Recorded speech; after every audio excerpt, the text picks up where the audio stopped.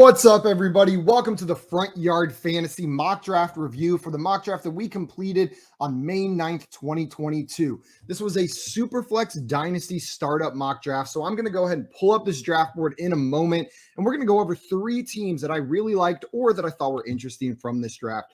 Before we do that, though, a quick reminder, if you haven't done so already, make sure you are subscribed to our channel at Front Yard Fantasy and like this video and get in on this next mock draft. We do it on Mondays at 3 p.m. Join our Discord, which you can find in the description to this video, and you can have first dibs at grabbing a slot in this upcoming mock draft. So let's go ahead and pull this draft board up.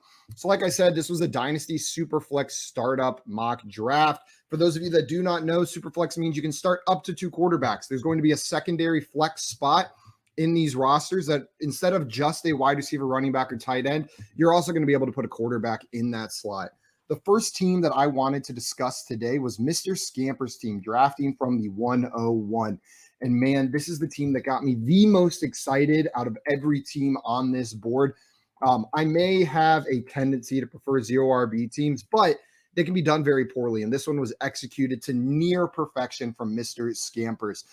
They waited until the 10th round to draft their first running back, but they currently have two players that are the starters on their team, and Cordero Patterson and Damian Harris. Now, both of these players have risk, right? There's Ramondre Stevenson behind Damian Harris waiting. We saw some serious upside from him last year, some flashes in the pan, and Bill Belichick does have an aversion to rookies. So there's a world where Ramondre sees more work this year, but Damian Harris had 15 rushing touchdowns last year. I find it hard to believe that this player is just going to come in and take over for him completely when he was relatively effective on the ground. And then Cordero Patterson has the new rookie, Tyler Algier, behind him on the Falcons. And this is the one that's probably much riskier than Damian Harris. Cordero Patterson is old, and last year was his first season where he had those big explosive numbers, and he wasn't very effective on the ground at all. Hopefully his receiving work is safe, but we'll see. But I do love the value that Mr. Scamper's got on these two late round running backs because it's hard to find starters at that point in the draft, especially in a dynasty league.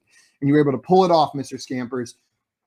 The next thing I wanted to mention about your team, though, was your quarterbacks. Obviously, starting with Josh Allen, you can't complain with that. Consensus 101 in Superflex leagues, especially the consensus top quarterback. But after that, waited a couple rounds until we got down to the 6th round and 7th round. On that turn, Mr. Scamper's drafted Derek Carr and Kirk Cousins to shore up that QB2 and QB3 spot. What I imagine happening with this team is you'll play Josh Allen every single week, and then you'll play the matchups with Carr and Cousins. Cousins was a great fantasy quarterback last year. Carr was disappointing, though. With that being said, there was a lot of change going on in that offense. They had a coaching change. They lost one of their top receivers. Hopefully this year with a little bit more stability on the coaching side, and then the addition of Devontae Adams, Derek Carr is going to be ready to roll. I love the receiving pieces he has, though. Already mentioned Devontae Adams, then Hunter Renfrow and Darren Waller. Derek Carr is set up for success this season. The last thing I wanted to comment on with your team, Mr. Scampers, was your wide receivers. I love the way you constructed this. The two receivers that you started with are a little bit older, right? Cooper Kupp and Deebo Samuel. Maybe not the youngest players in Dynasty, but that's okay because they're helping you win your league now. These are players that we have seen it from, that have proven it, and that we know are going to contribute to the success of your team. And then you followed that up with some higher upside young players with Drake London and Treylon Burks on that next turn.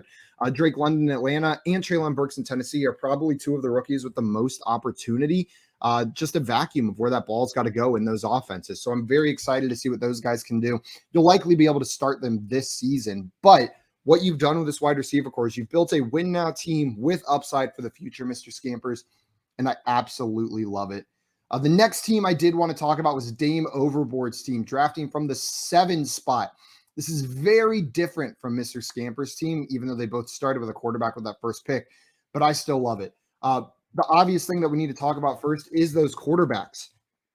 Dame, she started with Lamar Jackson and Trevor Lawrence. This start could set this team up to be one of the best teams in the league for years to come. Having a solid core of two young superstar quarterbacks is a very rare commodity in Superflex Dynasty leagues. Quarterbacks are hard to come by after the startup draft. They're difficult to get on your team unless you can grab one of those rookies. They're going to be hard to trade for. So these two pieces set you up. Now, there is some risk, right? We are assuming that Trevor Lawrence takes that step forward. I am also making that assumption, but there is risk here in having Trevor Lawrence as your second pick with Lamar Jackson there at the first. There's a world where Trevor Lawrence doesn't pan out, but His talent didn't just disappear. He was put into one of the worst situations that he could have been put into as a rookie. And hopefully this year it turns itself around. I'm a sucker for a team with Travis Kelce on it. I know he's 32 years old, but he is helping you win your leagues now. And with the departure of Tyreek Hill in that offense, he could be even more of a focal point of that offense than he already was. Now, I know they brought in some other receiving options. They got Sky Moore, they got Juju Smith-Schuster, Justin Ross on as an undrafted free agent. But Travis Kelce's the man in this offense, and he will be the focal point. And there may be an uptick in the amount of targets that he's seen. My biggest concern with this team is your wide receivers after Davante Adams. I know Davante Adams is switching teams, but he's proven that he's one of the best wide receivers in the NFL. And while Derek Carr is not Aaron Rodgers, he's also not Sam Darnold, right? Derek Carr is a good quarterback and should be able to feed Davante Adams. And Davante Adams should immediately step into being the wide receiver one there. Don't get me wrong, I love Hunter Renfrow, but he's not going to compete with Davante Adams to be the wide receiver one in that offense. Your receivers after that, though, are where it gets concerning. Amon-Ra St. Brown, Christian Watson, and Juju Smith-Schuster. Juju, while stepping into a new situation like Davante Adams, is not stepping into a situation where we can assume safely that he's going to be the one. We know for sure he'll be the two behind Kelce.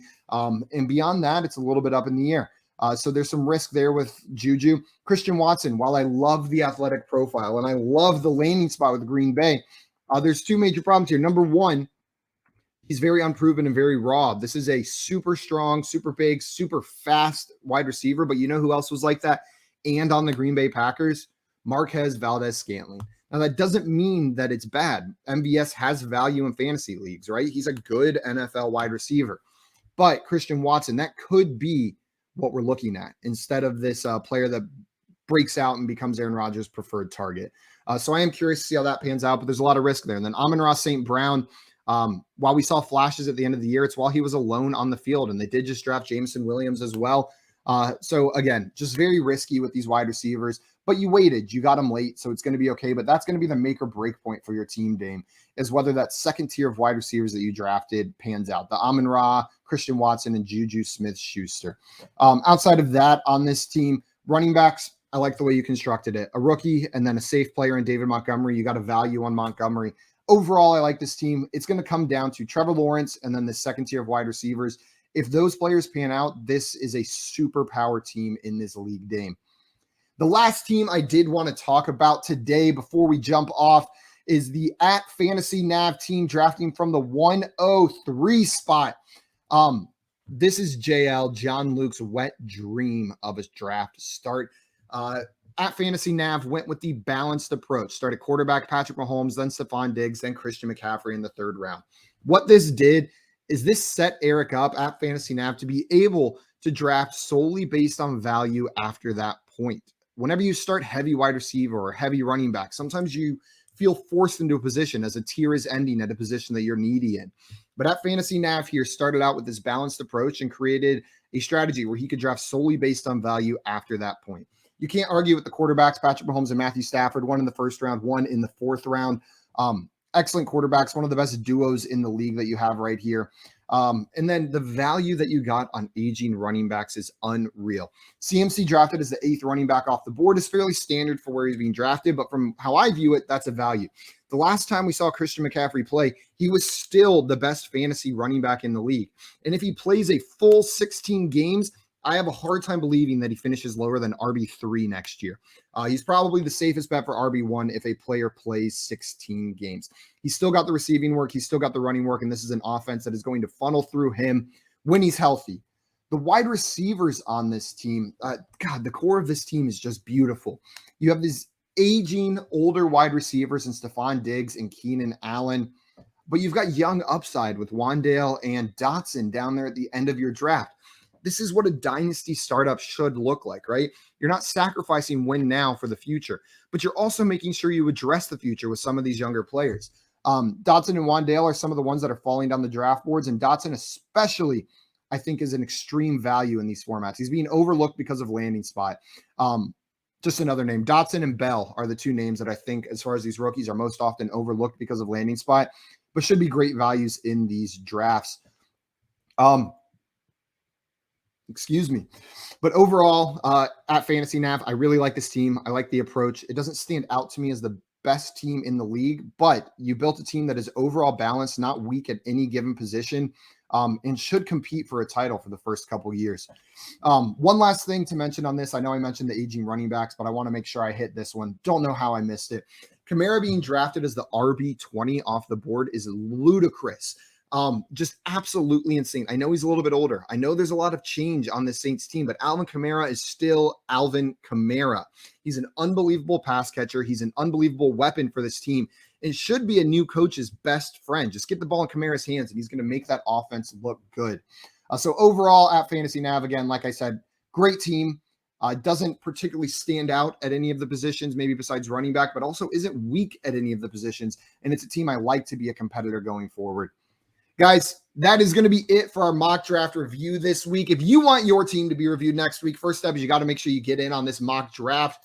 So join our Discord with the link below and make sure you are in there. The mock draft links will be dropped on Monday sometime before 3 p.m.